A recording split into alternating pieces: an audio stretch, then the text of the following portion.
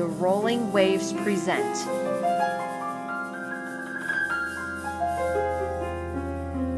The Drifting City.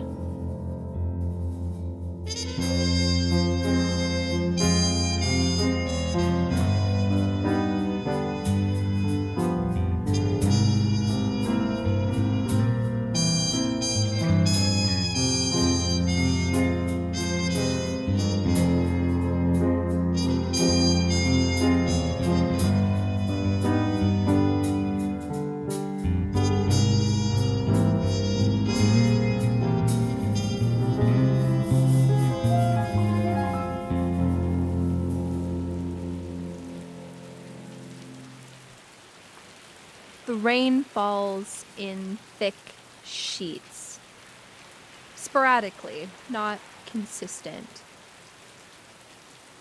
Rook, as you walk down the street heading back down into the lower decks, you feel the rush of the current of water on this slanted street as you go down.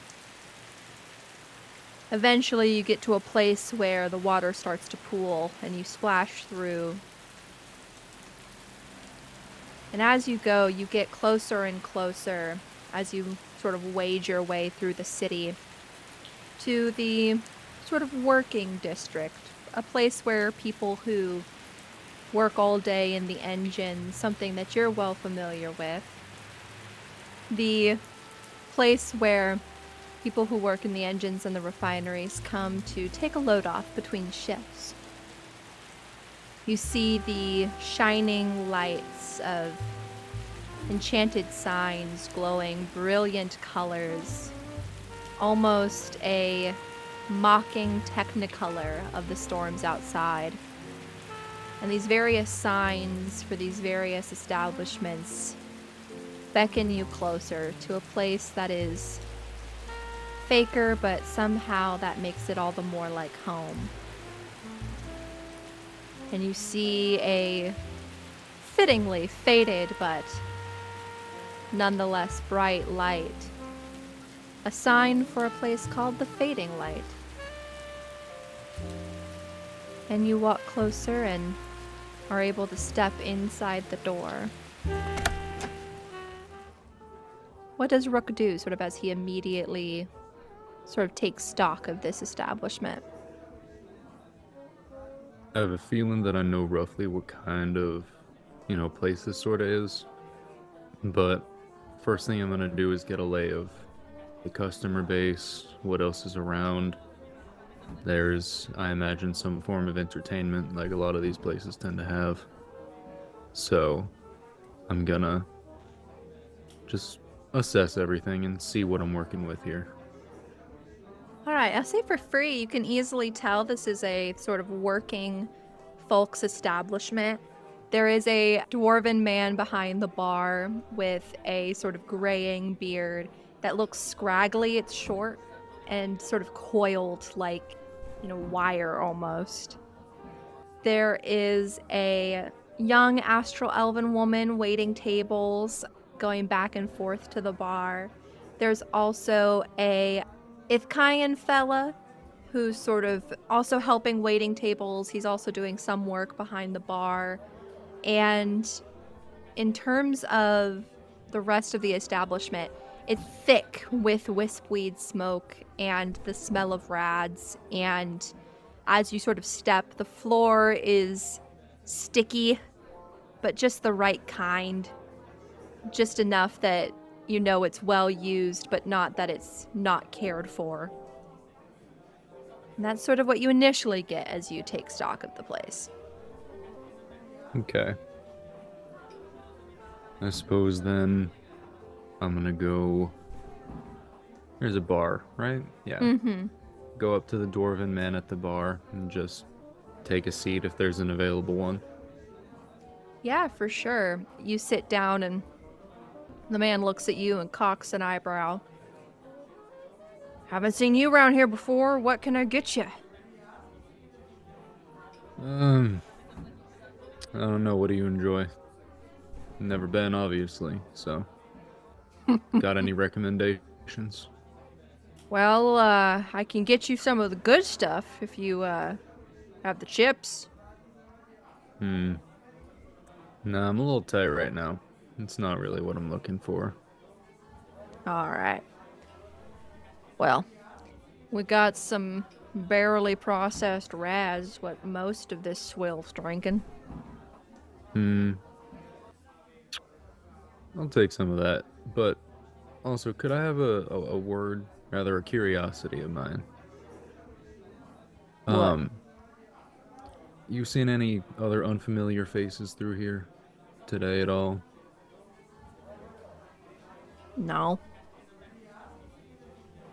Fair enough. Do I believe him? Roll an insight check. Yippee! And I'm actually going to roll myself on this one. Ooh. Deception or persuasion? Who knows? Boy. Roll-offs. I don't think it matters what you got because I got a nat 20 for a 24. Oh, man. Rook's Sephi eating up rolled all a the natural nat 20s now. 19.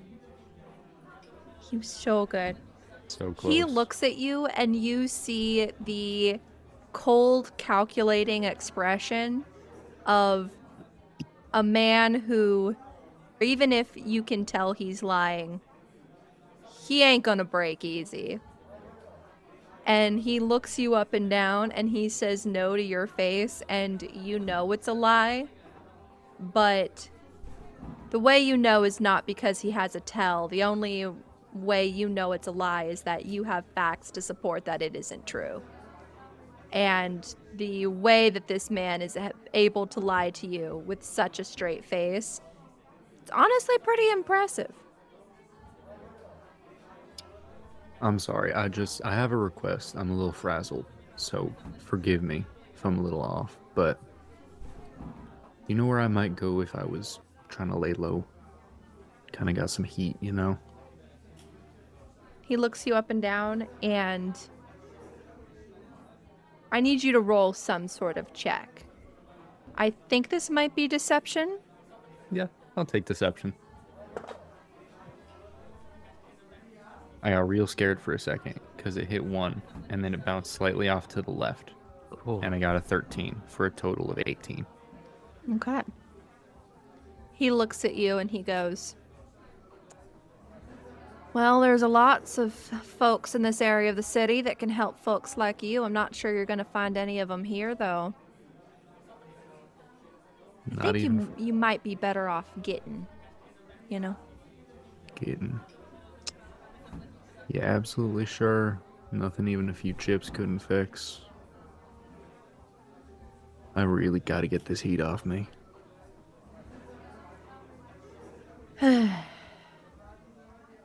Listen, son.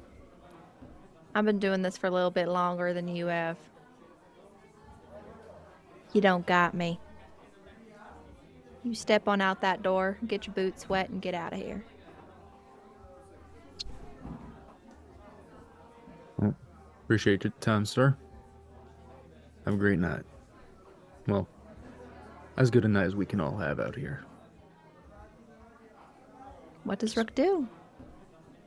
Rook is gonna get up, and he is going to walk right out of the building. And he is going to walk right around to the back of the building. What are you going to do there? He is going to post up and be a persistent little piece of scum. You find in the back alley there's sort of a back door into probably what sort of the kitchen area or the loading area for them to get shipments of their rads and such. And you sort of post up behind some boxes and other detritus out there, and the only thing that's really visible is that glow under your skin as you find a good shadow to keep you company. And inside, an angel and a runaway step out into the bar, and Sephi flags you down, Valentine. What's going on? It's been a bit, but I would be careful. There was a guy came in here, said he was looking for a place to lay low. I didn't like the cut of him. He, Let's just say he wasn't being very honest with me, and I don't take kindly to someone trying to bribe me when I've already been bribed, you know? You're loyal that way, Seffi. It's what I love about you. Well, better look out. He went out the front. All right. Not a brig? Nah, didn't seem like the type. I got a good read on him. It seems like he's, I'd guess private. Something like that. All right. I'll be back in a bit, okay? I'm not going to tell you where I'm going, because that would be stupid, but I'll be back. Arteria next to you is just like... Seppi looks at you and he goes, all right. Yeah, just look out. I'm going to lean forward and kiss him on the cheek and then hustle Arteria out of there. Arteria. Mm-hmm. He sort of bristles slightly and just goes, trouble, and goes back to what he's doing behind the bar. Are you heading out the front? Am I heading out the front? No, I'm not heading out the front. I'm heading out the back because people are looking for her. All right. And so you do. And so probably, you know, we've been a little bit wibbly with time, but it's about probably half an hour since Rook first took up his vigil back there. When, Rook, you see that back door open. And none other than a dark-headed, haloed figure and a sort of waifish astral elven woman next to her, sort of ushered out into the alley. Let's go. We shouldn't be caught out here. Oh, all right, miss. But don't forget, we gotta stop off by that lamppost. You know, we gotta leave my message for my muscle, right? Of course, the lamppost. Yeah, absolutely. Where is it again? Oh, it's actually right down the street, sort of closer to the refinery. I just thought that would be a good spot, but I mean, that was smart, right? Like, I'm not leaving out in the open. I didn't tell him to, like, meet me nowhere, like, originally, right? You're very smart, Arteria. We need to hurry, though. All right, you got any paper? I don't got any paper.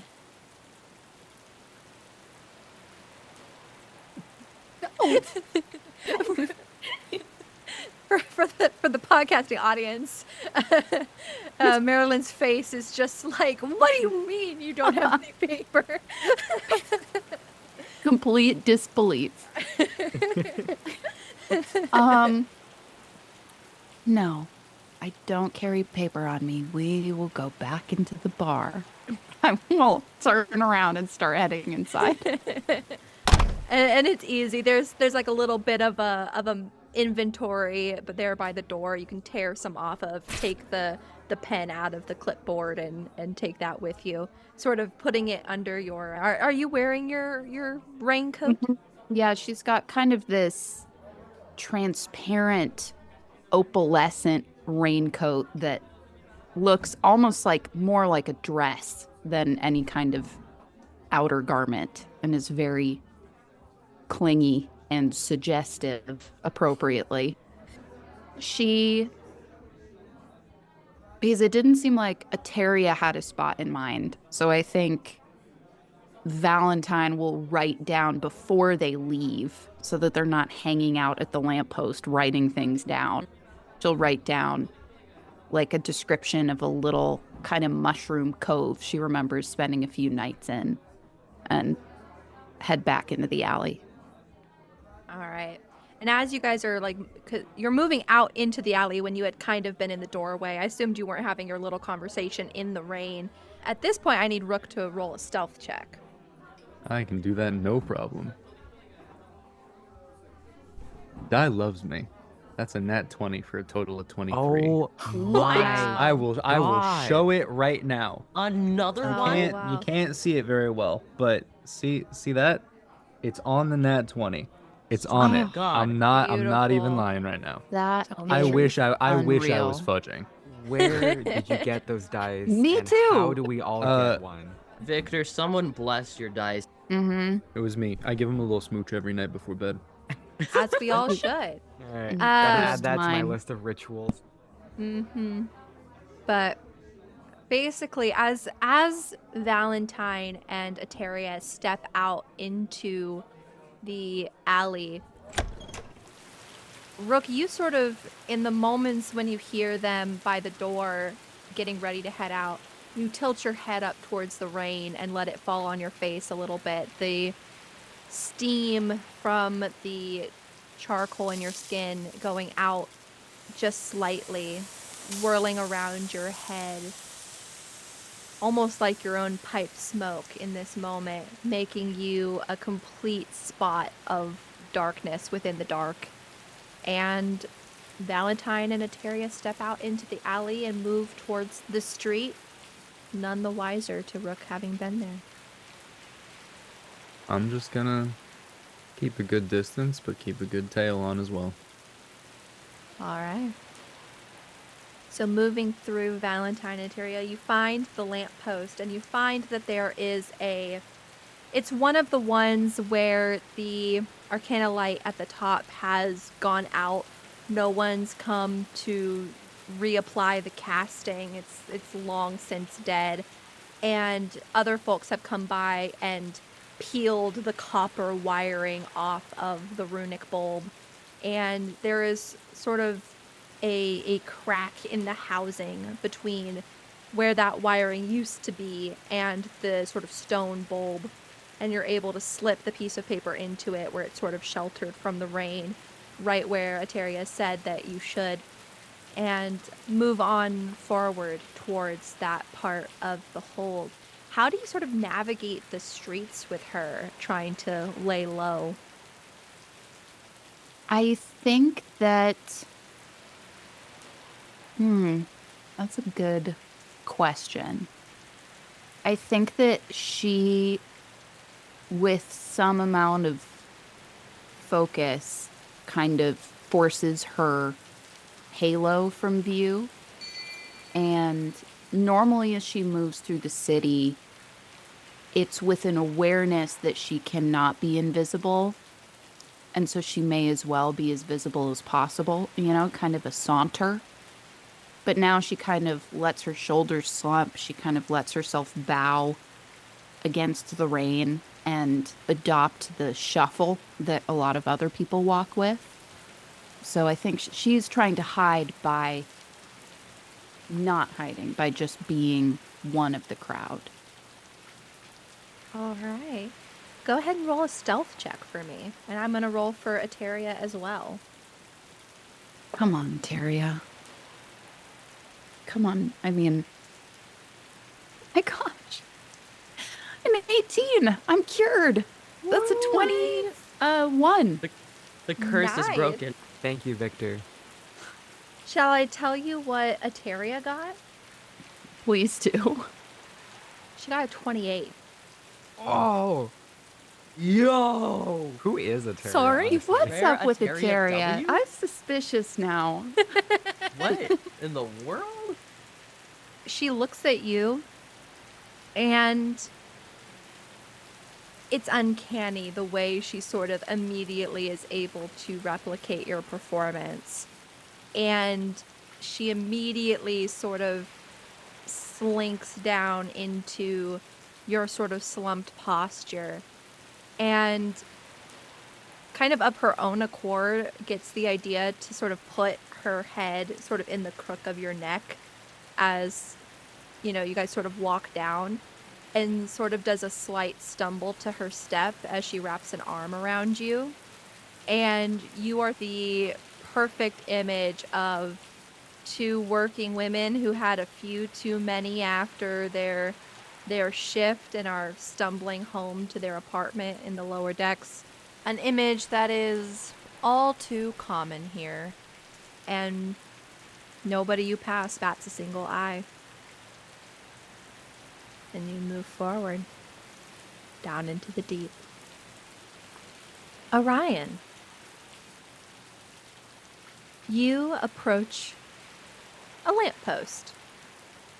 You look in the hiding hole you were told to expect and find a sheet of paper describing, of all places, a mushroom grove in the hold. What is Orion thinking as he sees this meetup location? I think immediately the first thing that comes to mind is he has never been there. With as convoluted as the lower decks get, with entrances being more or less you know it because someone told you rather than figuring out yourself. So I think immediately upon seeing this location, there is a mixed feeling of I'm intrigued because this is so new, but also at the same time, this is a little out of my depth, perhaps.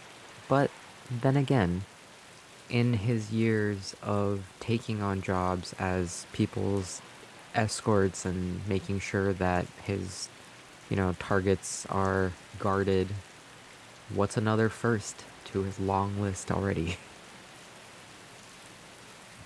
And do you head that way immediately? Actually, I might make a pit stop at one of my little, not quite houses, but just like rest stops, honestly, to kind of get stocked up on basic medical.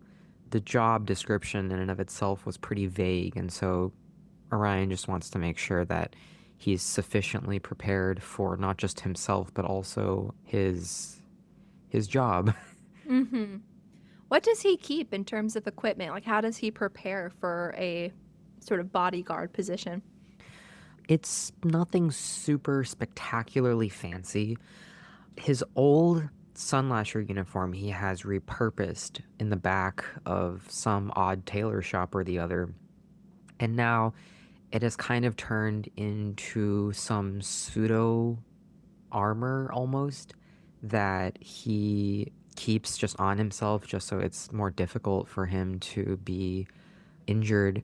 And amongst the modifications that he's made, there are a lot of pockets and pouches that are strapped, especially along his, like how you would imagine cargo pants to be, but also along belts and so and such.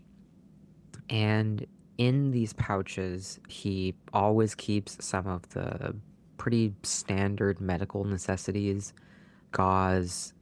Above table, do rads have the same like sanitizing effect as standard rubbing alcohol would, or is that like a different thing? You know what? I think that they would. Like, the really unrefined ones would have, like, disinfecting properties. Okay. So yeah, he'd probably have some of that too. Maybe just a loose, not a loose, but like it's a pretty well wrapped needle and some suturing thread just in case of like emergencies. And yeah, he brings his axe with him. It's par for the course. But yeah, all that he gathers up and gets himself ready and starts heading out to the location. All right. You begin to head down into the hold. And as you go, we sort of pan away and move over to a figure who is leaning against a wall, having to struggle to take each step, but is still moving, still doing her best as Morin, you continue to struggle down into the hold. You've made your way to a semi-secret place that floaters use to get down into the hold itself. There is a sort of drain that is meant to carry most of the irrigation water down off this street and into the hold. But if you pry it up, there are sort of a secret ladder driven into the side of this chute that goes straight down, basically, so that a floater could climb inside and get down into the hold and then put the grate back over. And it is a struggle to pry it up, and as you do, the sound of it sort of echoes through these stone streets. And not quite as stealthy as you wish it would be, but you're able to climb down inside. If you dare. I do. It's time to go swimming. Go ahead and roll an acrobatics check for me, as blood loss has made your limbs fairly clumsy. Is that clumsy like disadvantage clumsy? Or like I'm having to make a check clumsy? Having Well, to don't make give a them check. ideas. No, normally you would not need to make a check to climb down a ladder, so I won't be that mean. Great. That is a 16. Okay. You manage to make it down the ladder, and you sort of plop down into almost thigh-deep water in this drainage tunnel, and you begin to wade through. As you're sort of wading through this water that is the detritus of the lower decks is just full of who knows what, cleansing the streets. What are you thinking? What's Morin thinking? What's going on as she's sort of moving through? Primary thought on her mind is keeping the wound area above the mysterious water. It's as bad as it's going to get right now. It's probably cleaning off some of the blood from her pants, which is great because she loves these pants. But there's so many pockets. But primarily kind of holding her hands kind of cupped under where the wound is on her abdomen to make sure that there's not water kind of splashing up as she wades through. Mm-hmm. And as you are sort of navigating, you come out into almost like a boggy swamp here in the hold itself, where a lot of this water collects in pools.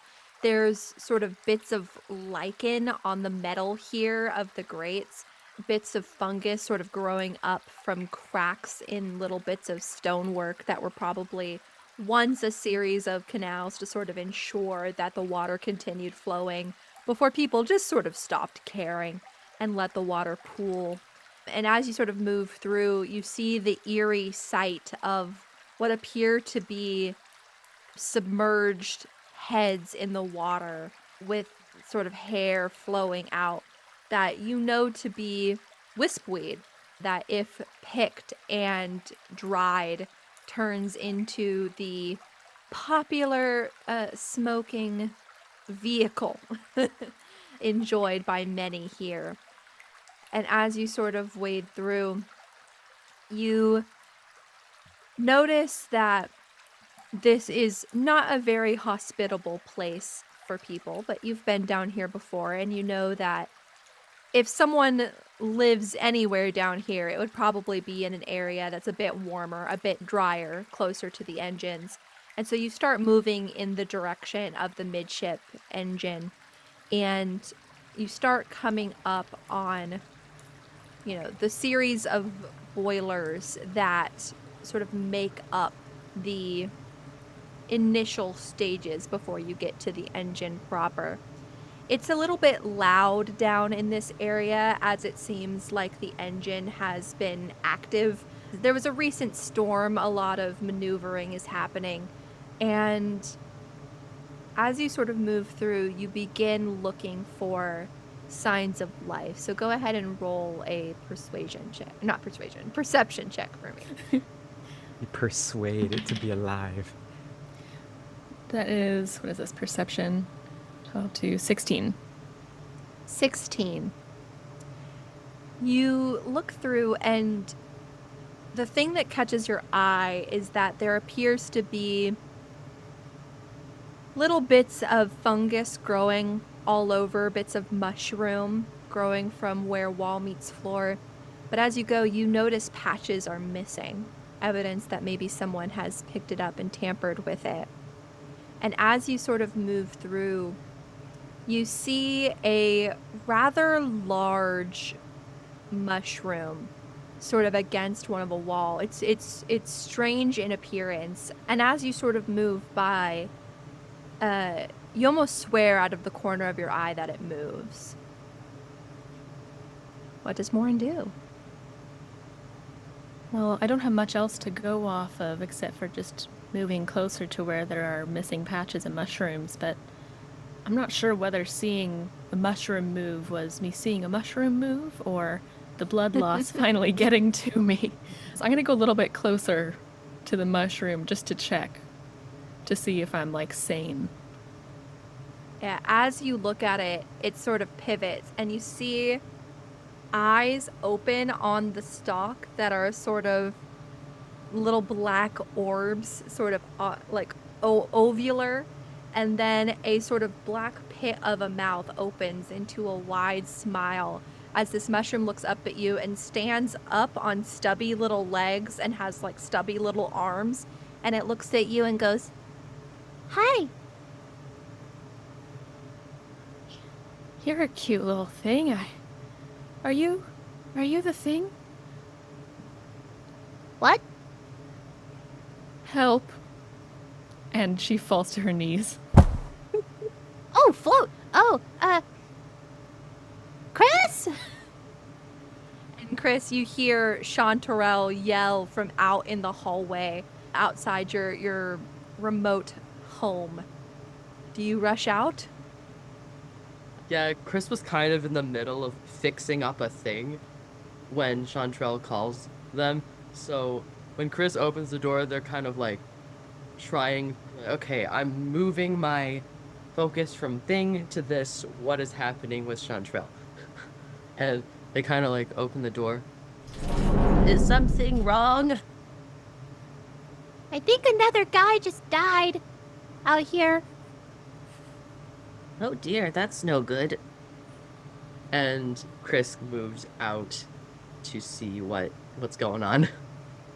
On the ground, you see a collapsed air genasi woman who seems to have lost consciousness and is bleeding profusely from the abdomen. Oh, good heavens. Hello? Okay, right, you're, asleep. Right. Is there Are a they way I dead? can, like... Chanterelle goes, Are they dead? I don't believe so. Can I check? "Yeah, do a medicine check." Okay. I hope she's not dead. We just started. Okay, that's, 19. Not dead, but on the way. Okay. In the words of Princess Bride, perhaps only mostly dead. No. Mostly, but not quite.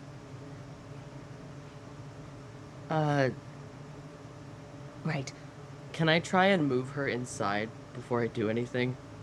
Yeah, for sure. I'd say you can. It's slow, but you can. Like, it just, to drag someone is like half a move speed, so mechanically it just takes you a little bit to sort of get your arms under hers and sort of drag her, leaving a trail of blood on the metal of the hallway leading into this boiler room. A very ominous sign, if anything else, as you go. And Chanterelle goes, Oh, so I can't take their stuff? No, you can't take their stuff. But I want their stuff. Does she look dead to you? Kinda. What? Why don't you finish what you were doing? I was just standing in a corner, Doing what? staring at the wall. All right. No, you cannot take her stuff. Their stuff. I don't know who this is. Can I take their stuff when they die? Not while I'm here. Well, why? It seems like a waste if they're dead. What do you need with her stuff? I don't know. Be nice to have. Well, she's not dead, and I'm not going to let her die, so no. Oh. Okay. Alright. And so as you're sort of dragging Morin, Chanterelle goes and just like pushes hard at sort of Morin's boots as you drag. Chanterelle is not actually helping, but is, just sort of giving a token effort as their little mushroom body attempts to help push Morin from the other side into your home. All right. The place that Chrys probably puts her down is there's like a cot that they have in the corner. Chrys doesn't use it, but sometimes they have people that need it. So Chrys will use it for those situations. And then once he has Morin kind of situated, they're going to cast a 2nd level Cure Wounds. Nice. So go ahead and roll the healing on that. All right. That's that. Okay. That's 16 total. Nice. So Morin, you are launched back into consciousness at 16 hit points. And Chrys, what does Morin immediately see as she opens her eyes? Describe what your little boiler room cottage looks like and sort of what environment Morin is suddenly in. Let's see. I mean, the first thing, because Chrys is like right there, like doing the cure wounds spell. And might I add, Chris's version of a cure, like in this case, where the wound is, Chrys is almost like doing like a sewing motion with this sparkle in between their fingertips, and it's fixing up the wound. Nice. And first thing you see is Chrys, which, again, the eyes are very striking, very wide, owlish, very large cloak, looks like a corpse, very focused, because they don't want you to die. And then, other than Chrys, the room around, for a boiler that is being lived in, it's oddly cozy. There's like warm light coming from like a little lantern on the ceiling and like a little lantern in the corner. There's like little boxes and cultures of little like mushroom patches that are like very clearly in organized spots around the room. There's little like bits and bobs everywhere of scraps of cloth and like sewing materials, crafting materials, etc.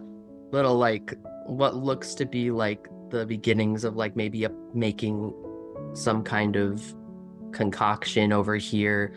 And then it fits in, but not quite. There's this little patch over in like this one spot in the middle of the room that is very specifically like sectioned off from everything else. It has like a little like kind of glass dome over it, and it's just this little patch of glowing flowers. So this is what Morin sees as she wakes up.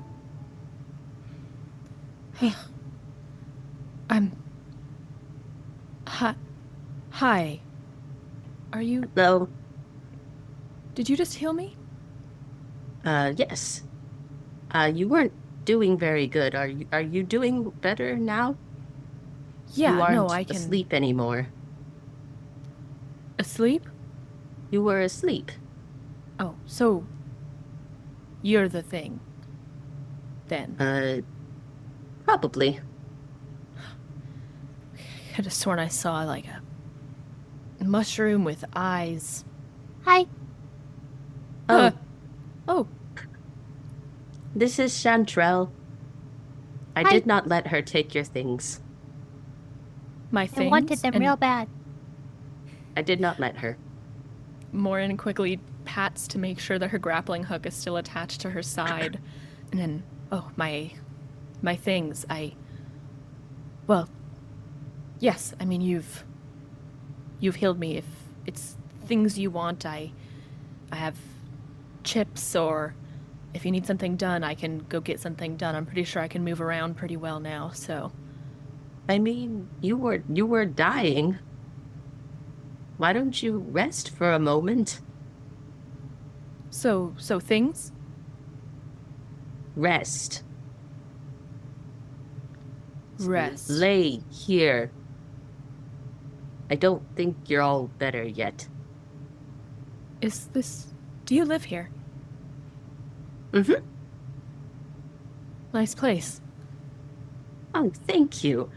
I've decorated it a bit. I think it looks nicer than it used to. So, is Chanterelle like a pet? Your child? What do you mean a pet? Don't call me that. She doesn't like being called a pet. No. I'm not sure. She follows me around everywhere, and I don't know, I guess she's someone to talk to. That's sweet. You're still bleeding. Oh, thank you. It'll probably close up soon. It's If fine. you die, I get your stuff. Chanterelle, What? stop.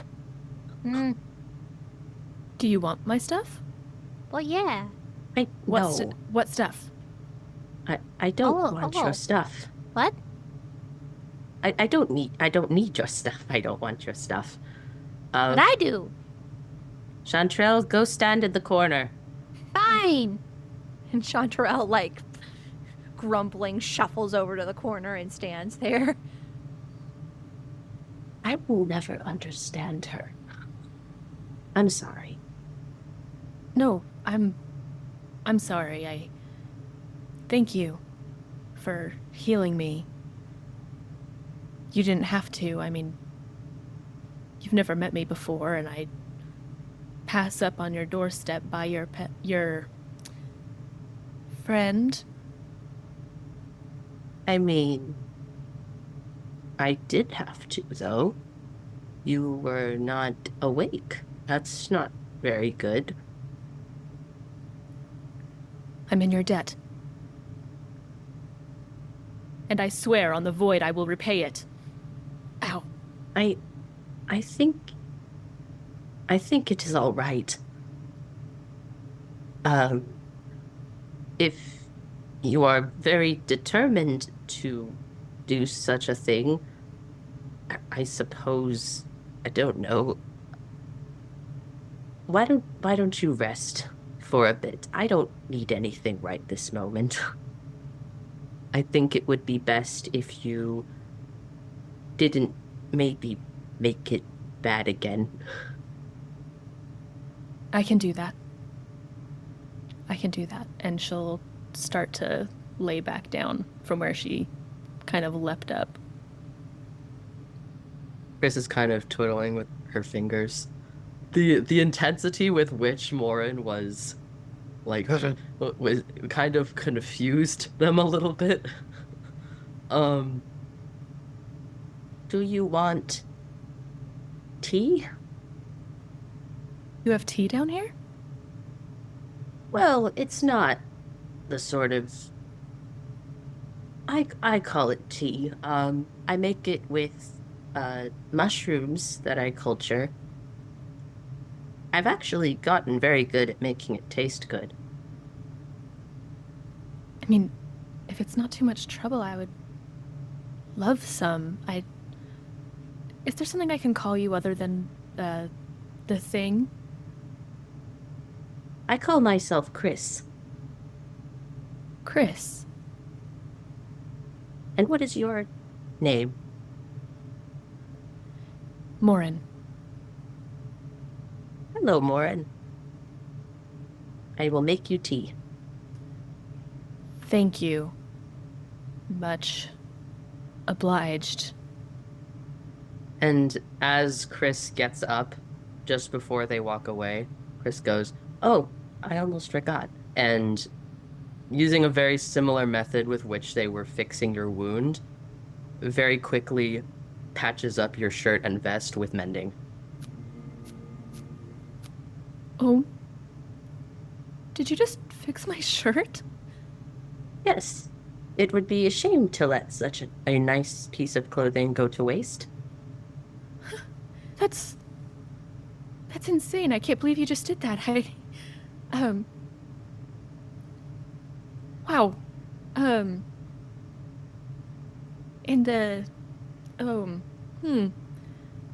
thank you. You're welcome. And as soon as Chrys turns around to go make the tea, Morin is going to take a chip from one of her pouches and kind of toss it over to Chanterelle. You see it clatter over near Chanterelle while Chrys is bustling around starting to make the tea.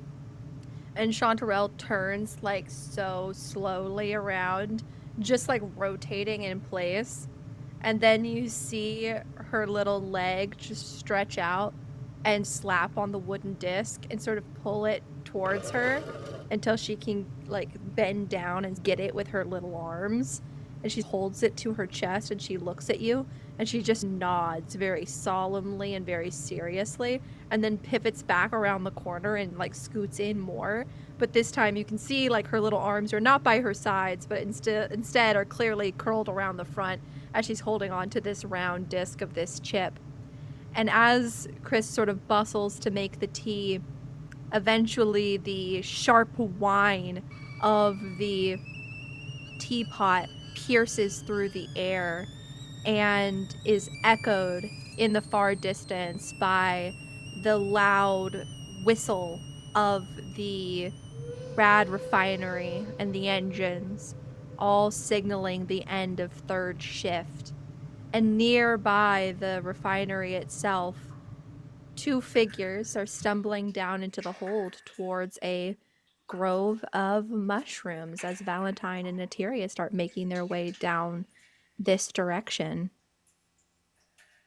That was impressive. How do you learn to do that?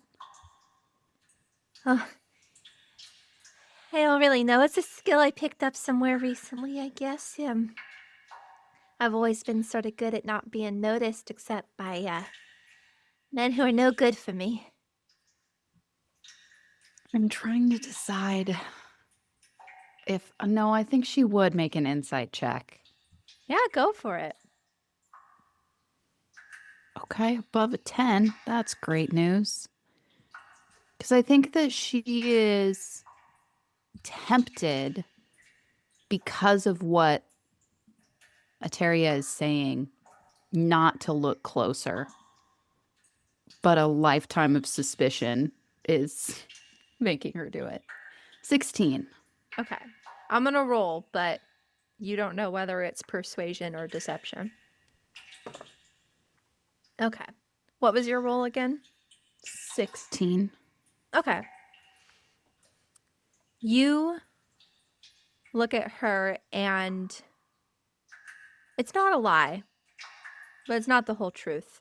It's not even a lie by omission. It's just you can tell there is more to this story, but she is not actively deceiving you. She's just not divulging all her deepest secrets to you right now. Okay. I think as we kind of draw into the relative shelter and safety of the grove, I'm going to get a little bit of distance from her and say, I want to help you, Ateria. I really do. And I want you to make me a promise. Promise me that if there's something you're keeping from me that will put us in danger, you'll tell me. That's kind of heavy, miss. I barely know you.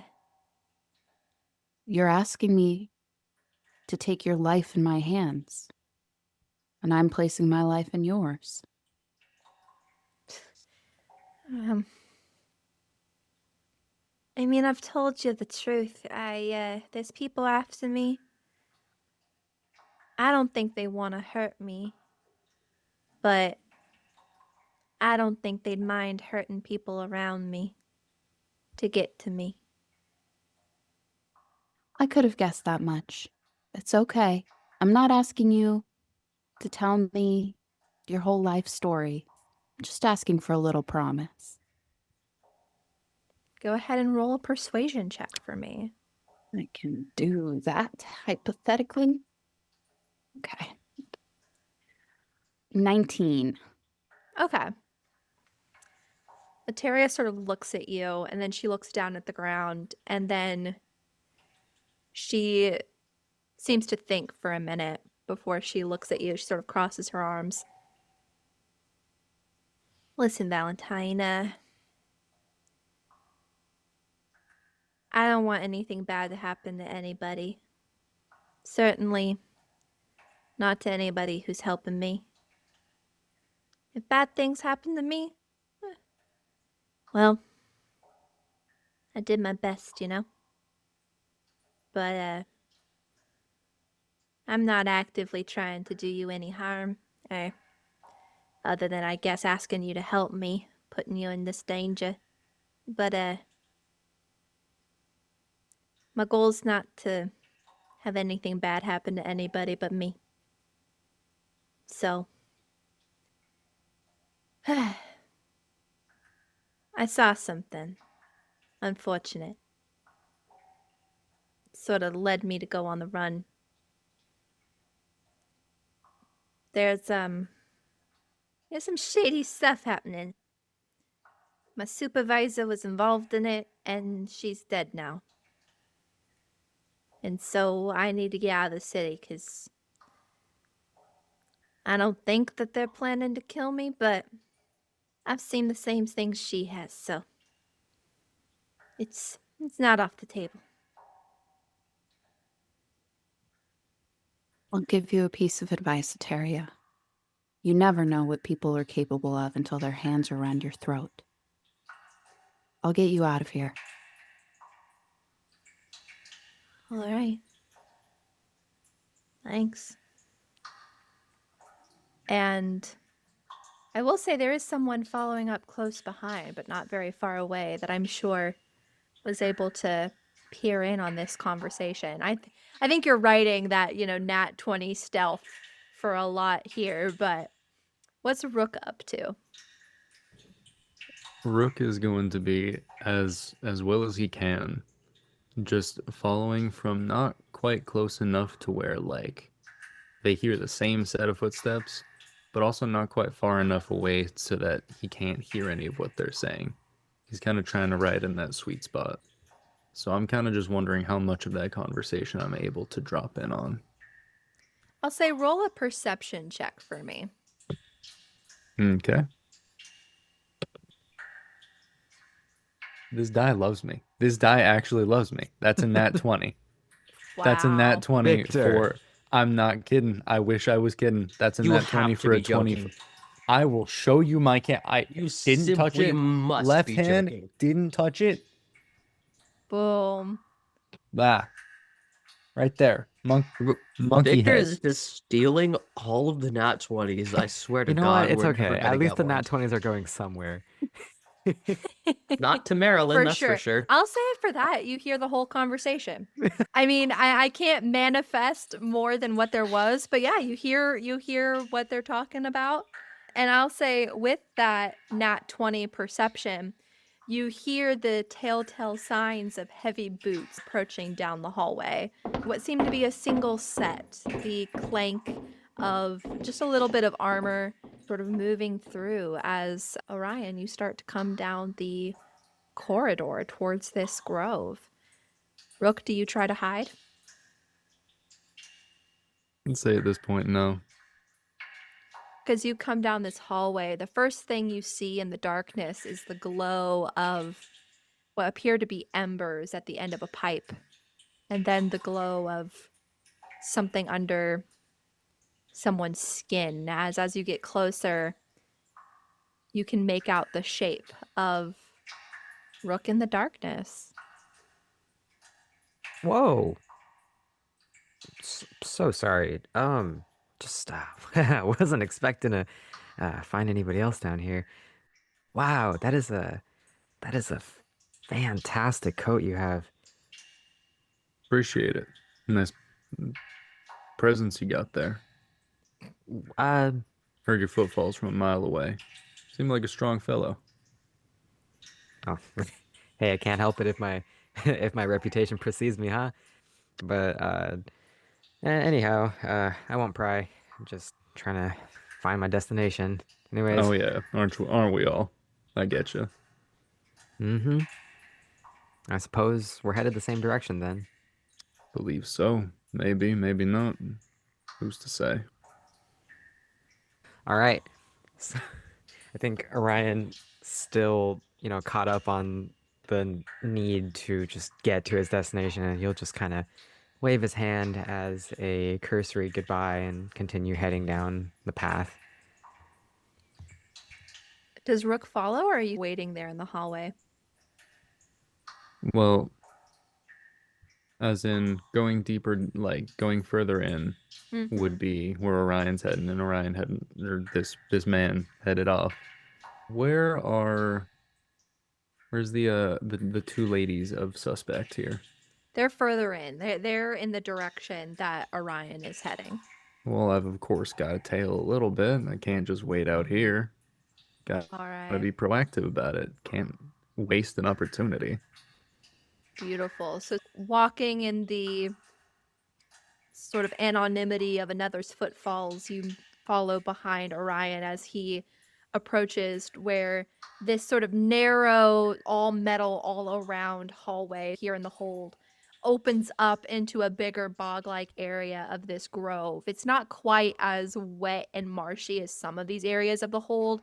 There's a little bit more ground where some organic material has decomposed into almost dirt, and you see little bits of lichen and other glowing fungus sort of lighting up this space. As Valentine, you see a young Air Genasi man walk into the room nonchalantly as Eteria sort of looks up at him as well. Orion, what do you do as you enter this room? I think, first of all, he probably wouldn't barge in. I mean, he knows that he's announcing his presence as he goes, but it's just common courtesy. I feel like he does the cursory couple of knocks on the door before he opens it. And so I'm assuming he sees all three. As you walk in, there's no door, but there is sort of an opening from where the hallway opens up, so you can stop and knock as you go into that threshold. And inside you see the thin, beautiful, but clearly terrified astral elven woman who, for all the world, looks exactly like what you would expect your mark to be. And another woman, maybe astral elven, it's kind of hard to tell as long as Valentine is still suppressing her halo, dark haired and looking at you with what sort of expression, Valentine? I think she is looking, her eyes are darting back and forth between Eteria and this stranger with kind of a sharp, wary edge to her gaze, and her hand is creeping towards her thigh, where, unbeknownst to Orion and maybe Eteria, she has a sheath for a dagger. Is this your muscle? I think so. Are you the sun lasher? You Orion? Yes, ma'am, that's me in the flesh. All right. Where'd you find the note? You were supposed to come down here. Oh yeah, just found it stuck into the side of a lamppost. Good thing that have you left it there? Had you left it there for very long? Yeah. Because Well, what the Valentine, he knew where it was. He knew where it was, right? So he's the guy. I told him where to find it. Yeah, I mean, hey, just for future reference, with what the sprinklers are bringing down. I mean, that note wasn't going to be there for much for much longer. So yeah, good on you for having a backup plan to cover your tracks. But yes, that's me, and I am, well, I guess I'm the guy you're looking for, huh? Were you followed? There's some guy out there, in a cool ass coat. Whoa, was he not part of the squad? Clue me in here. No, I think it would be really wonderful if you could just go right back on out there and take care of him for us. I think that would be a great start to this little journey. Oh, well, is that so? All right. I think Zoom's cutting it out, but No. Damn it, I'm trying to knock. Victor is doing a knocking Oh. noise motion with his mouth. I'm trying but, to knock, and it's not letting me be dramatic. That's so sad. Okay, but knock, knock, knock, right? Right around the whole. As soon as you get to, why don't you go out and take care of it? Just a few surreptitious knocks on the door. Oh, and there he is. I'll get it. As you sort of look over to the open entryway, there is no door into this space. But Knock on the I side of the gotta wall. commit to the bit.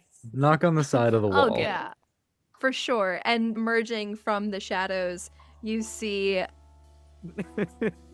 Rook. You sort of announce your presence into this space.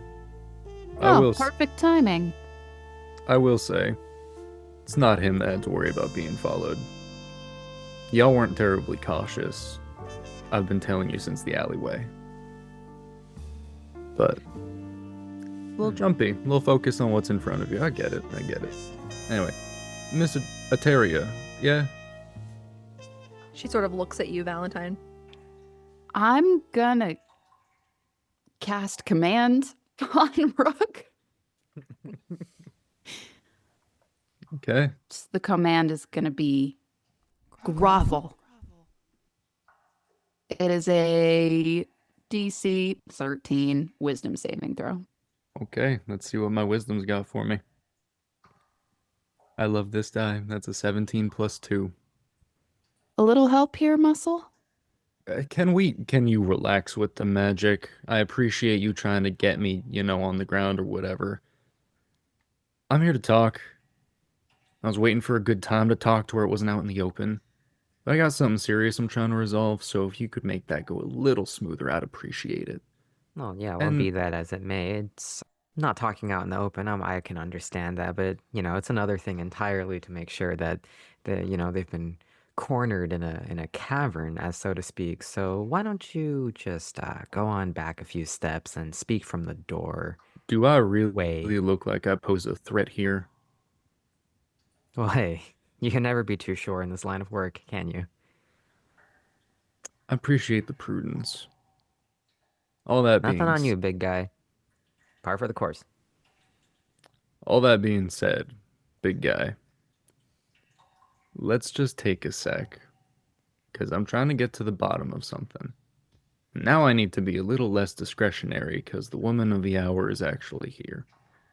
So, care to elaborate or fill me in a little bit on the corpse that I was assigned to look at today? Sure you're familiar.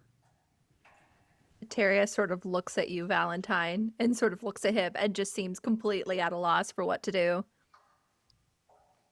I think you'll find that she's under no obligation to talk to the stranger who followed her into the hold.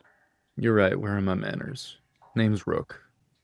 I'm investigating the murder of someone who she is affiliated with in the workplace. And quite frankly, it is a little suspicious when a body was found in their office, throat ripped clean from the neck. And all of a sudden, one of the people who just got promoted takes off without a word. It really was quite an ordeal to find you, by the way, although takes out the little book of matches. It is a little dangerous to play with these, Burns it up in his hands. I'm just kind of going to glance over to Teria like, I told you! And she looks and she just goes, I don't know. If Valentine says it's not good to talk to you, then I don't think I should talk to you. That is what Valentine says. Valentine says, it's nice to meet you, Mr. Rook. Now you can turn back around and tell whoever hired you that you could not find Ateria. And that maybe no one should come looking for Ateria. Or I can tell my friend here to slit your throat. That is awful big talk for someone who failed to get a guy to even listen to one little word. Now, that being said, I really appreciate the attempt to dissuade me here. but I'm here because I was assigned to do a job, and I really don't know why you are being so insistently defensive over a murder suspect. I'll just flat out and say it, because I don't have any other suspects. And her, being capable magic user that she is, could have very easily cleaned herself off after doing it. That's the whole reason I even pieced that together. But do you even know the company that you're in? It seems to me like you're just blindly taking orders as well. Well, hey, Rook.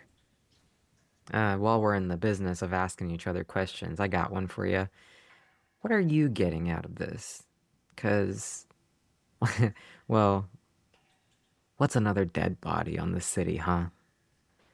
Who cares who killed what? I mean, we're all just trying to survive here. That's what I'm here for. I make sure that the people who hire me stay alive. What are you getting out of some justice that is that what you're pursuing? Someone got killed, big deal. People die out here on the streets all the time, every day. People float and no one even knows about it. What are you getting out of this? Oh, trust me. When someone floats, I know about it. But, that being said, one, it's my job. It's what I get paid to do, just like you get paid probably to beat the hell out of people. I get paid to find out who did what and when and where and so on and so forth and all the nitty gritty. Maybe some folks just got a little more care in them left for the surroundings. Maybe it just helps ease my mind knowing who did what to someone and that maybe that person can rest a little easier. But until I get any actual proof of something or until I get any sort of anything besides a name to follow as a suspect, I can't really do anything. So as an assurance of faith, because I am a man of my word, I'll even lay it out easy for you. And I'm going to cast Zone of Truth. Ooh. Is everyone within... What's the radius on this thing, actually? I mean, I can't imagine that it's very large of a cavern. Yeah, it's a 15-foot radius. So I think you got us. Yeah. I'm going to cast it centered so that all of us are going in. All right. What's the save? It is a charisma save, DC 14. Okay. DC 14? Yep. 15 on the die. Ateria succeeds. Valentine got a 9. Oh, I'm glad because I got an 8. Oh my gosh. I got the one person the one person who I wanted the truth from, I ain't getting the truth from. Yeah, you're where Ateria succeeded. Yep. Oh, he's got a conscience. I guess he won't leave unless we kill him. You may as well tell him, Ateria.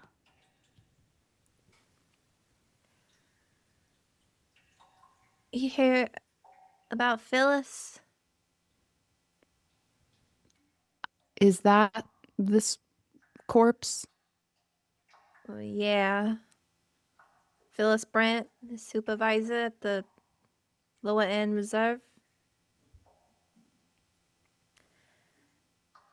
I know she's dead now, but I listen, I wasn't there. I wasn't in the room. I was in the warehouse. I was working. But I stayed late. Most of the girls were gone from the shift. I wanted to get a last few castings in before I moved on up. You get bonuses, right? So I knew I wanted to leave the city, so I was staying to do a little bit more. I was exhausted, but I was, gonna push through to get those last few chips I needed to get out of there. But I don't know what happened. Heard a ruckus and heard Phyllis screaming, and I left. I ran. I figured, oh, this is my sign. I gotta get out of there. Yeah. About when was that? This morning sometime, middle of third shift. No, end of third shift. It was late. I was tired. some folks came in. I don't remember too much about them. There was there's a guy I recognize as another sprinkler from a different reserve. I don't know his name. The dwarven fella, blonde hair, braided beard. I mean, I know that describes like half of the dwarves in the city, but then he had a few toughs with him. It looked like, don't know too much about them. I just knew they were there to see the boss, and I didn't really pay him much attention. And you said Phyllis was your supervisor, right? Well, yeah, before the promotion. But it hadn't quite gone through yet. I was to report to my new station, I had the next couple of shifts off, which is why I figured now's a good time to leave too, because no one's going to be looking for me for at least a day.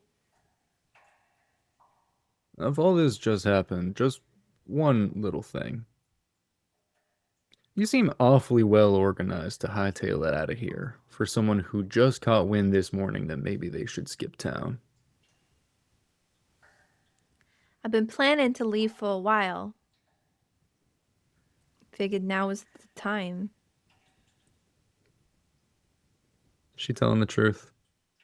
Roll an insight check. Your zone of truth did not work on her. And you know what I'm gonna do? You know what I'm gonna do? I have a little extra. Hold on. Where was it? Oh. There it is. I am going to now apply, as he's kind of looking at him, all of a sudden, kind of the general smoke haze that's filling the ground in this zone of truth almost apparates for a second and just makes almost like an owl sitting on his shoulder and drifts off again. As I'm going to use that Tale of the Clever Animal earlier, because that gives me not advantage, that's my Bardic Inspiration die for the next 10 minutes. Nice. So I'm adding that. All right. And that is so good. Insight, you said? Mm-hmm. Great. That is going to be a dirty 20. You see her shift, and she very nearly got you. The way she holds herself is a bit too delicate. Like she's trying to convince everyone around her that she's fragile when she's not. And she looks at you and you realize she has told you mostly the truth, but not entirely the truth. And it is true that she's been planning to get out for a while. And it is true that she fears for her life and is on the run. But the circumstances around what happened to Phyllis are still not entirely true. She told you the truth about the men and about running, but you get the sense that there's more. So, suppose that leads into another question. Been at this a few years. One, I know when this old little ring doesn't exactly work on someone. And two, I'm also aware when someone's acting like something they're not.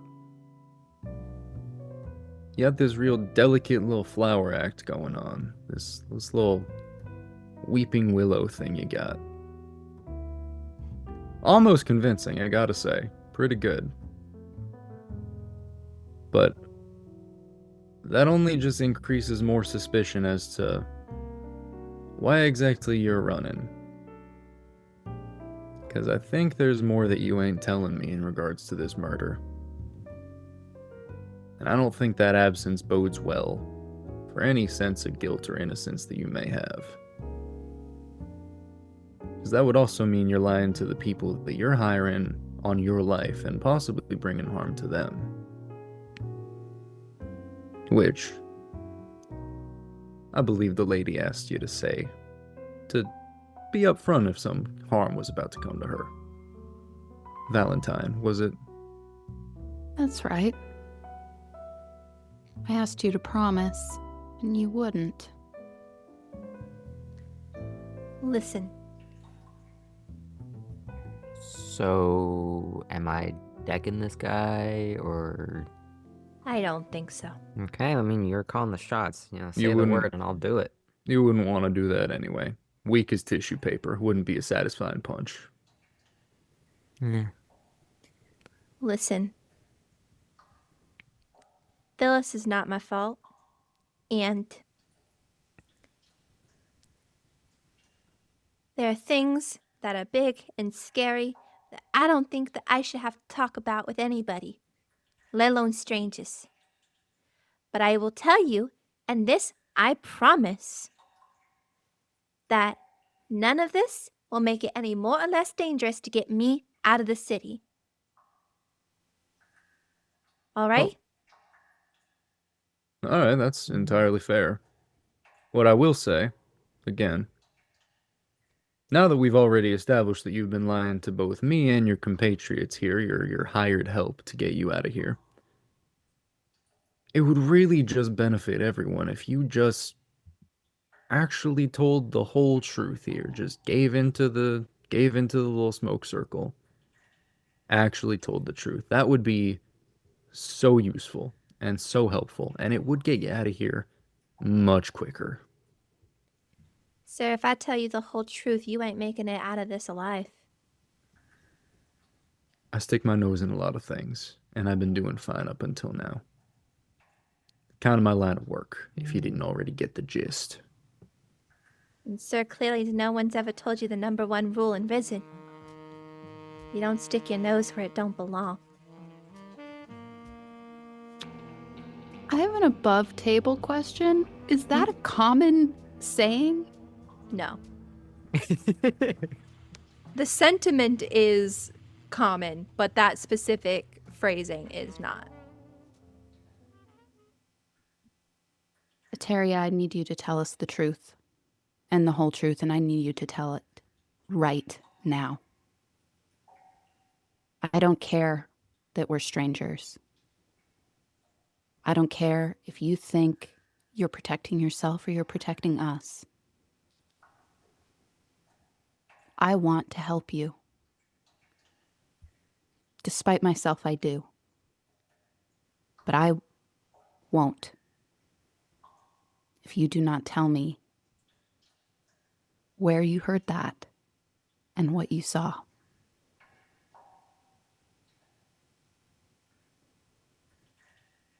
No.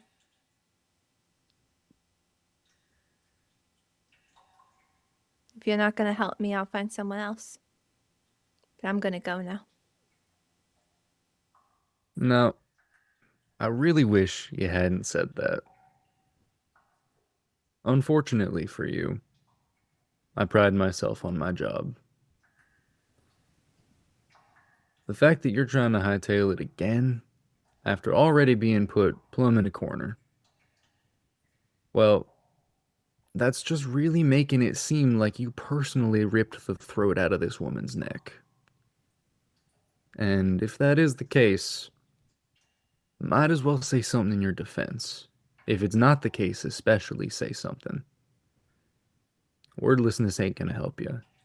And I guarantee the path you're going down is gonna be a much harder road. Eteria, just tell us how you got into trouble with the cousins. But I never said that. You But said enough. It's okay. I mean, do you really think we're amateurs? Not looping us in together. I just met you. You think we all don't know? We're all from around here.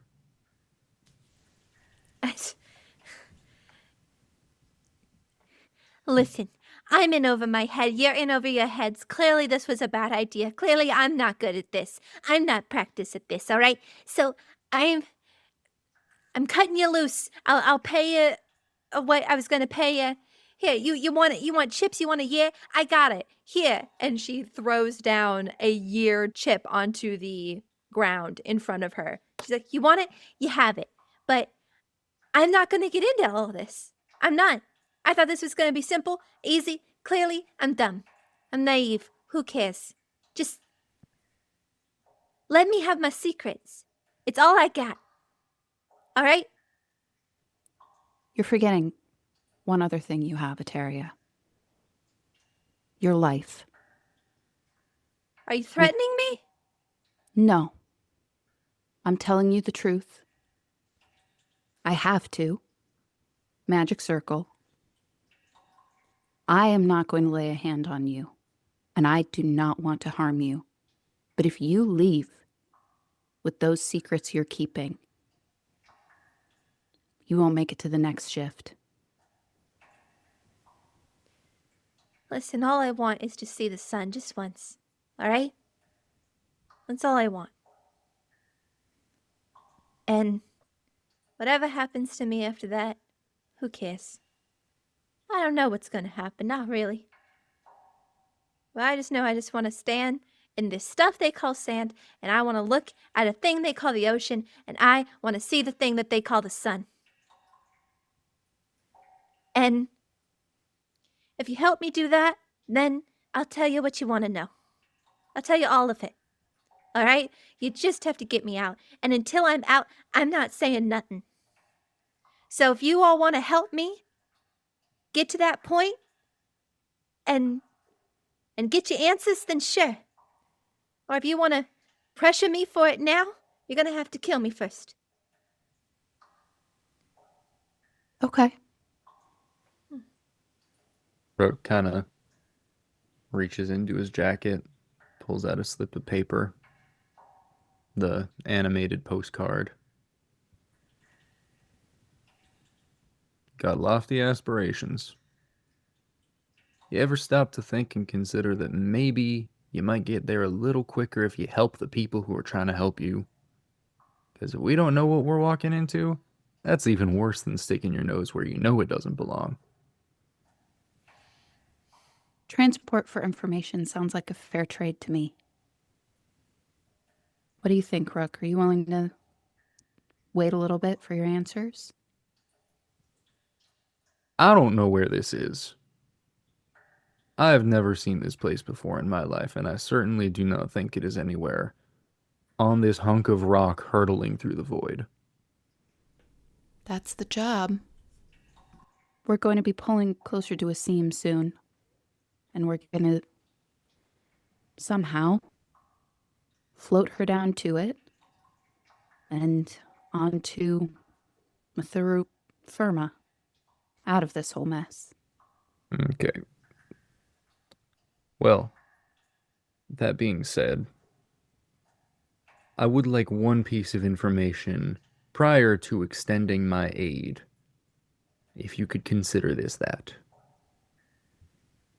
And I would really appreciate if I could feel that you gave into the circle right now. Miss Eteria.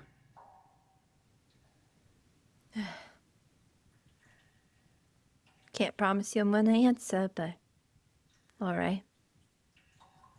And you feel the sort of shift in the weave as she gives in. Great.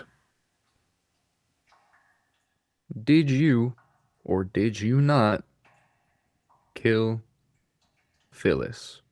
Very simple question.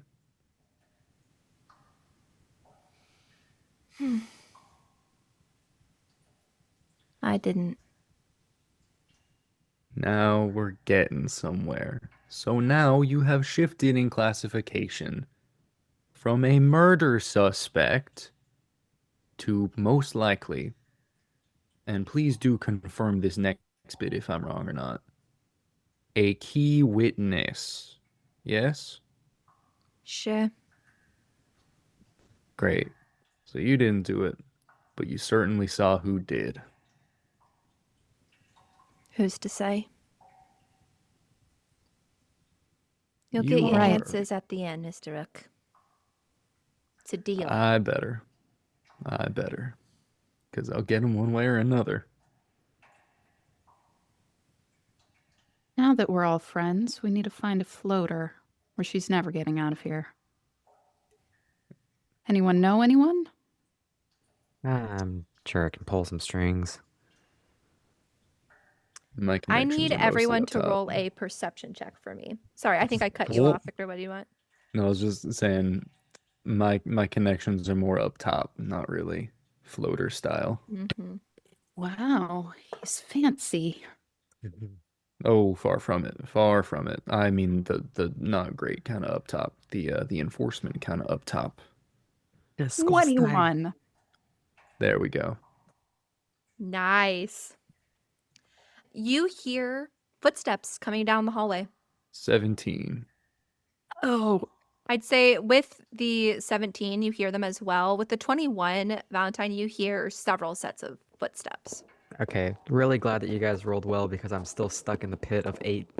Oh, we need we need to go. We need to go right now. Okay, say less. Agreed. Cool. yeah, they're sort of through the bog down. There's other branching hallways that lead deeper into the hold.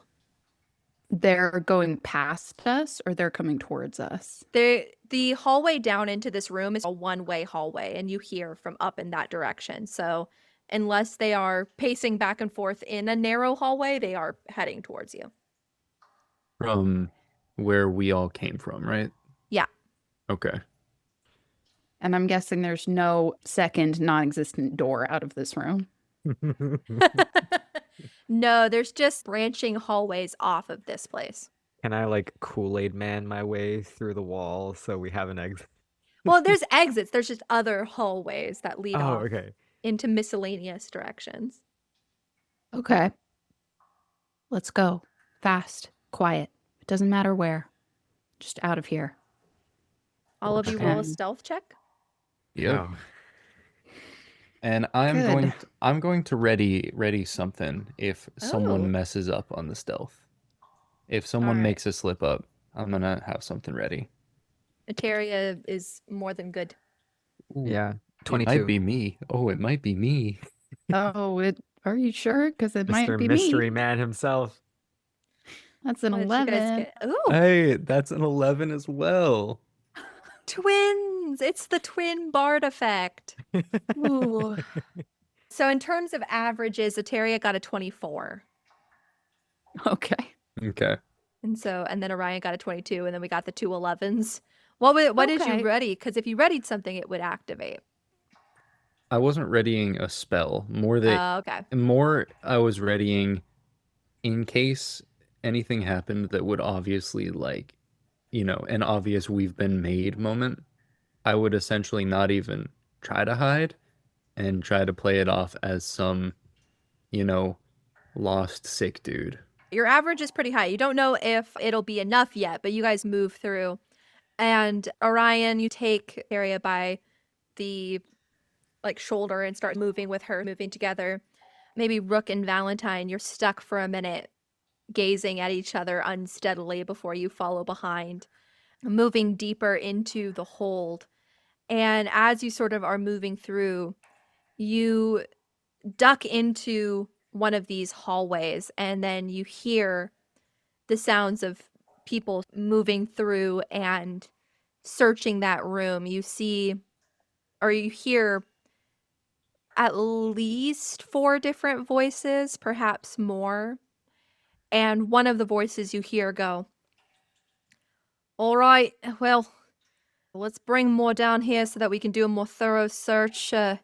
I don't think we're going to be able to scour all of the hold without more people, so you two stay here and keep a lookout, but we'll go get more and bring them back." Do these sound like Briggs? I'd say Briggs come in all shapes and sizes. You cannot tell from their voices if I they are don't- Briggs or not. I mean less from their voices and more from the way that they're speaking. People on enforcement business are going to talk a little different than like an organized crime group, for example. You know what? I will say roll an insight check. I will take that, and I will be adding my d6 to it because of my tale of the cunning animal that I have. Ooh. Can I make Great. the same check in reverse, seeing if it's an organized crime group? Yes, go for it. Great. I shouldn't The amount bother. of insight checks in this episode. Insight, that is going to be... Roleplay campaign, baby. Yeah. So I got a 13 plus 3, and then I got a 6 on top of that with the Bardic Ooh. against bow, so I got a 22. Nice. It does sound like an organized group. And I'd say with that, you actually, with a 23, you recognize one of the voices. You have some connections in the Briggs, not, terribly many. You're not really buddy with them because you sort of sometimes butt heads on jobs. But you recognize the voice of Lieutenant Hobson, one of the Briggs, and not a particularly, too intense of a connection, but you're like, oh, I know that guy. I've talked to him before. Okay, and was it wasn't like a hostile talking, it was, somewhat chill? In terms of what they were saying, No, in terms of like my association with this person before. no, I'd say probably what the conversations you've had before have been in the vein of like, hey, here's my evidence for this person. I solved this case. And then the lieutenant being like irritated, but also like, okay, fine. It's sort of procedural. Yeah. Okay. That's what you know. Rook. Those Briggs up there? You. Well, they're definitely Briggs. God, I was gonna. I hate working overtime. Okay. All right. So, anybody have any? I mean, these tunnels look like they just go on forever. I don't think we want to get tangled up since our little friend here seems to be implicated quite heavily, and us by proxy. We need to keep moving. Great. Yeah, I think so too. I mean, obviously, like I can, I'm more than happy to take a few of them on, but That's not necessary. I would much rather you didn't. That makes my life so much worse. Let's just go further into the dank mushroom hole and see what we can deal with. okay. All right. Is it getting hotter?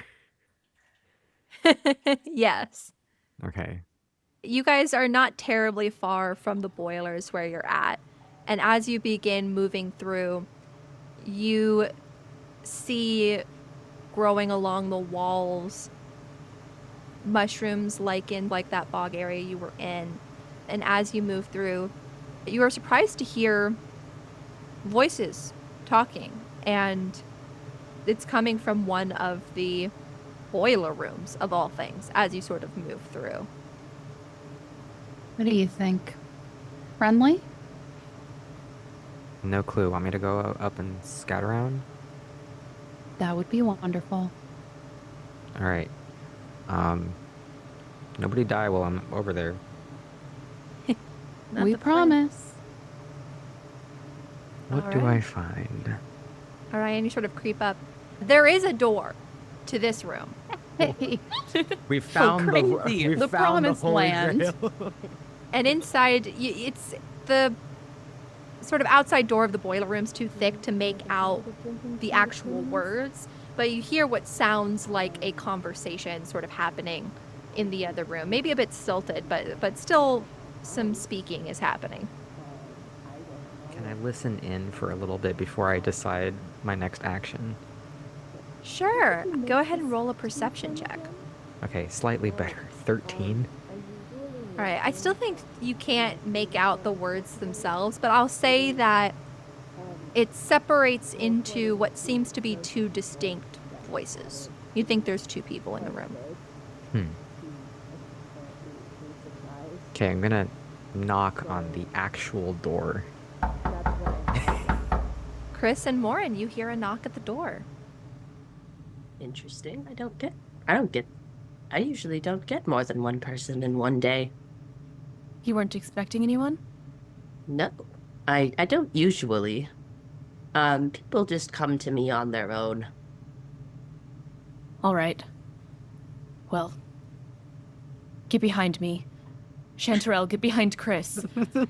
I think I doubt that they'll do. I doubt that they're of the negative sort. A lot of people come here to get help from me. It happens quite often, but not usually more than a couple of people in a day. Oh, I'll stand behind the door then.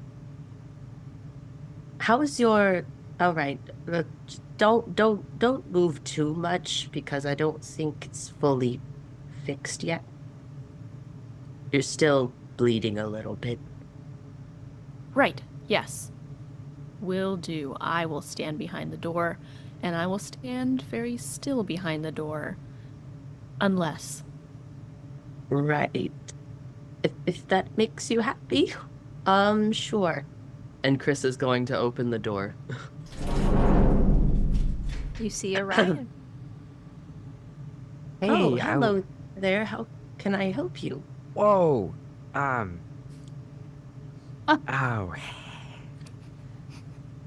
Hello. I'm so sorry for barging in like this. Didn't mean to interrupt or anything. Oh, it is all right. I don't mind visitors.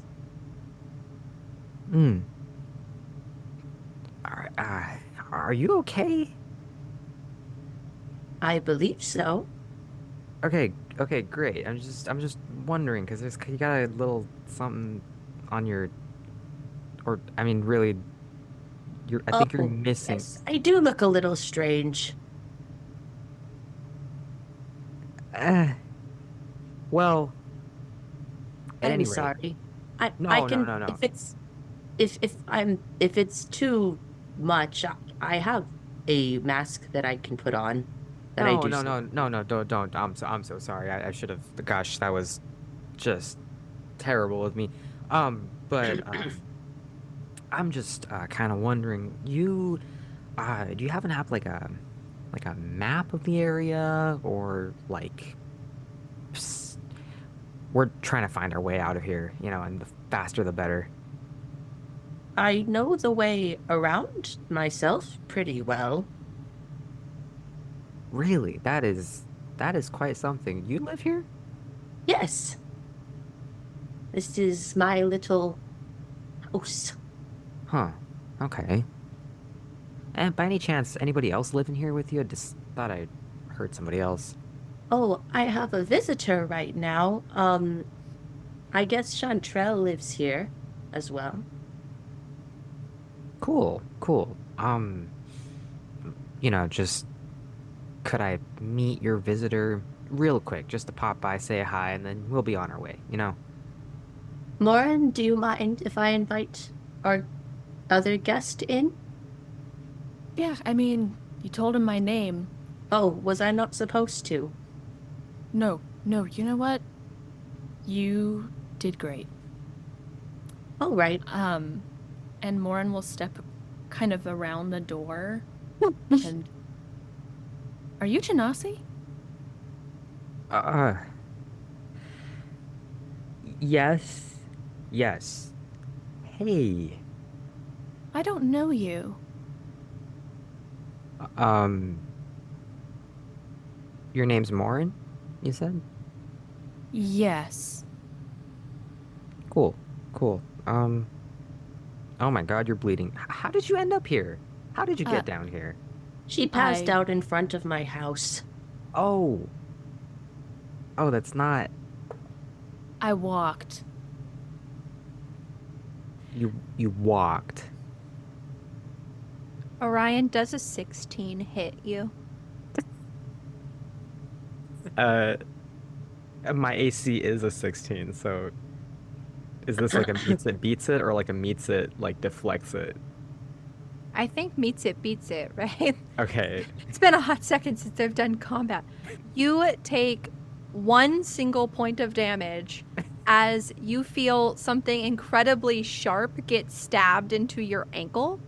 and you look down and you see a small little mushroom person who has gnawed on a ration chip until it has become a shank and has jammed it sort of right where your foot bends in that soft part there, and is now trying to like use their mushroom head to sort of bang on it like a hammer to get it into your foot. Ah, oh, oh. I got him! I got him! Chanterelle, what have I told you about stabbing guests? Stabbing guests? Is this a common occurrence? Unfortunately, yes. Morin, is that who stabbed you? Because You're looking at my wound right now and looking at your wound right now and you know what? asking if Chanterelle stabbed me. My apologies. It's been a rough shift. But yeah, I'm so sorry to just, put you guys on the spot like this, but if you could I'm so sorry. What was your name? I don't think I ever got your name. I call myself Chrys. Chrys, very lovely. Okay. So we just got a couple of people. We're kind of lost. And it'd be just great if we could have somebody really quickly lead us out of here. Of course. What is your name? Oh, my name's Orion. Very nice to meet you. That's a very nice name. Thank you. Picked it myself. Oh, so did I. Yeah, we got that in common. Well, anyways. How many people with you? You said more than one person? Yeah, like we got a couple of others, 2-3 people. Not the hugest deal. Might become a huger deal if we So stay many. here. Do you want tea? Perhaps another time, Chrys. Time is of the essence here, I'm afraid. Yeah, you sound urgent. Is someone after you? Quick question, a little over the table. Is there anything, because I know lashers kind of have like a patch type thing. Mm-hmm. Do floaters, is the grappling hook like a good enough giveaway, or is that is there like some other way that I would be able to tell? I don't think they have any sort of patch or anything, but the grappling hook, like with a real long rope coiled on the side, is Mm-hmm. pretty obvious, and I feel like not very many people are walking around with grappling hooks. Okay. I think Orion for a moment takes in the grappling hook, and I feel like in that instance, because you get so blindsided, there's a person living down here. There might be a person. You're not quite sure what Chrys is living down here, and then he runs into another person, and then like who's afloat. And so I think Orion is just like, hey, yeah, both, you in the floating business, kind of got the Briggs on our ass. So, like, it's kind of important that we get out of here. You brought the Briggs down here? I mean, it was supposed to be empty. We were going to lose them, I think, in the tunnels. I have heard Briggs mentioned people don't like talking about them when they come to me usually. I think they're bad from what people have said to me. Oh, yeah, What no, they're the worst. break? Yeah, no, Miss- they're the worst. Total pain in the neck. I see. So you are in danger then? You could say that, yeah.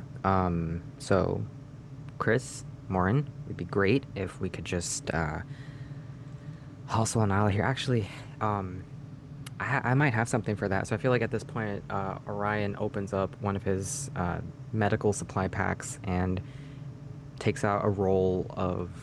It's not so much gauze as it is just like repurposed old like cloth, and he's just like, yeah, you should probably wrap that a little bit. That looks pretty nasty. Yes, I was fixing her up.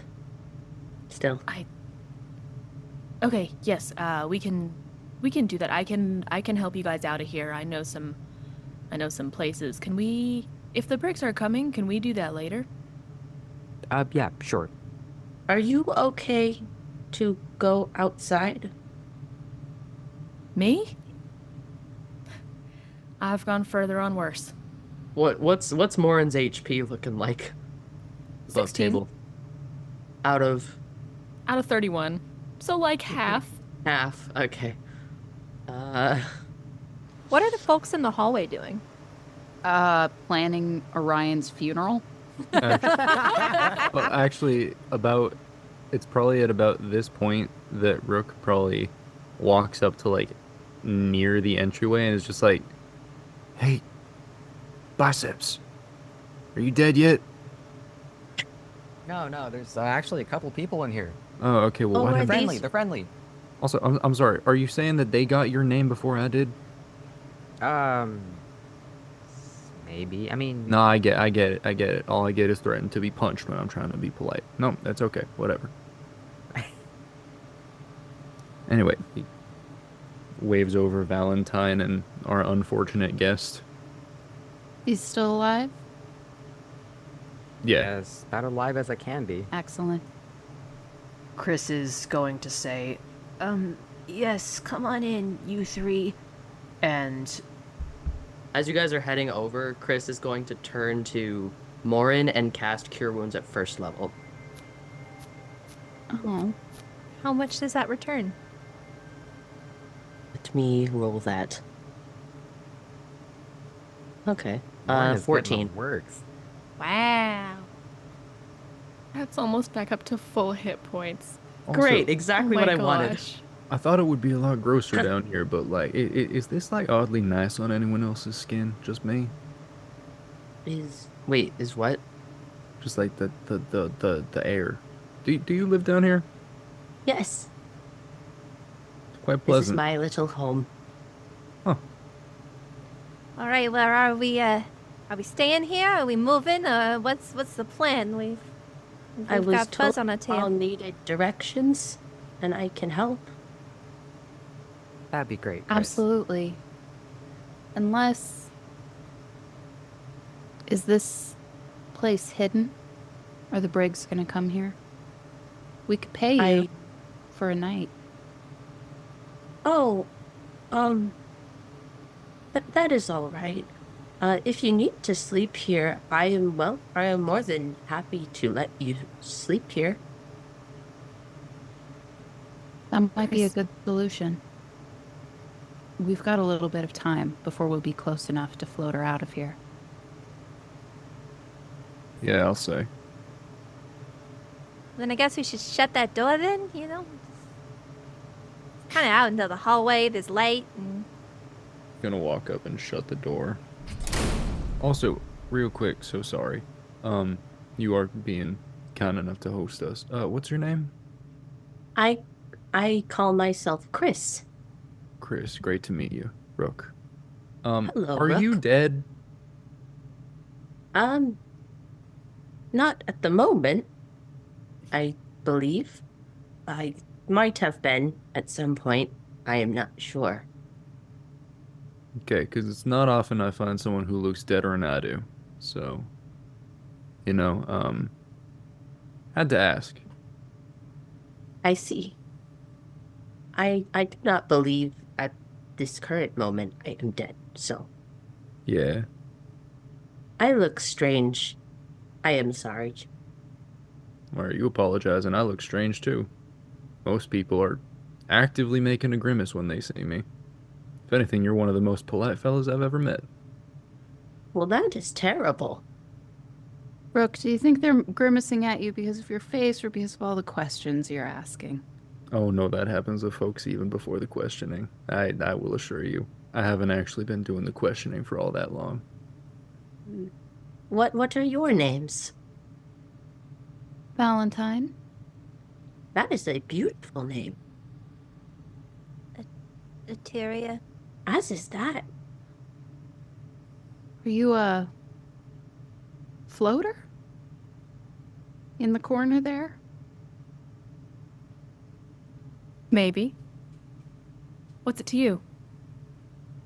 Oh, it's just serendipitous. We were just saying we needed a floater for a job. Utter convenience in and of itself. Morin stands up from where she was kneeling to give Chanterelle another chip. She was very pleased at her actions earlier in the doorway. A job? What kind of job?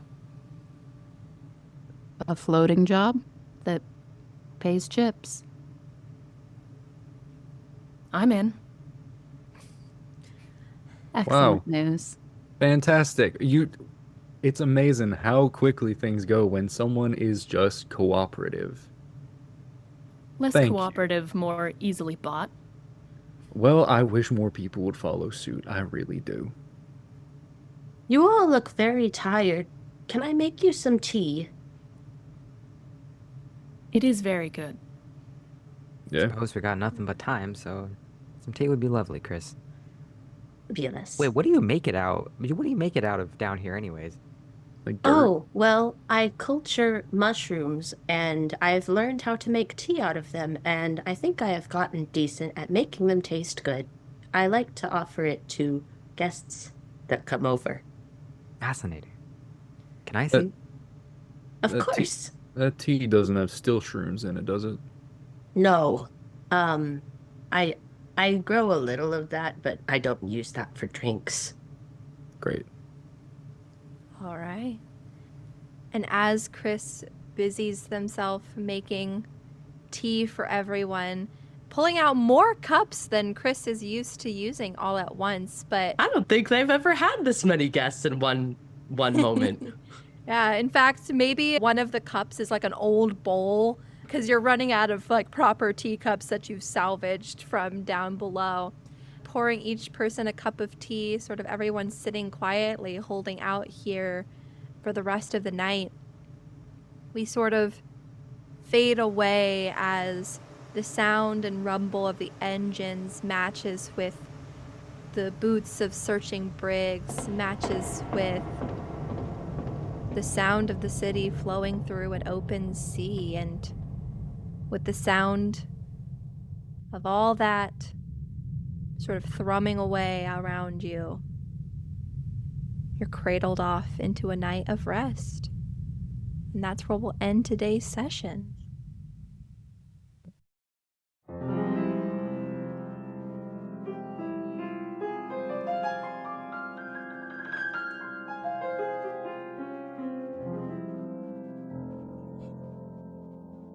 The Drifting City is a production of The Rolling Waves, a group of friends who wanted to make a creative project together. Your drifters are Lily Bell as Chrys, Aspen Langford as Morin, Porter Hurst as Orion, Victor Thorne as Rook, Marilyn David as Valentine, and Ray Hamilton as the narrator. Editing and sound design by everyone at The Rolling Waves. Episode titles and descriptions by everyone at The Rolling Waves.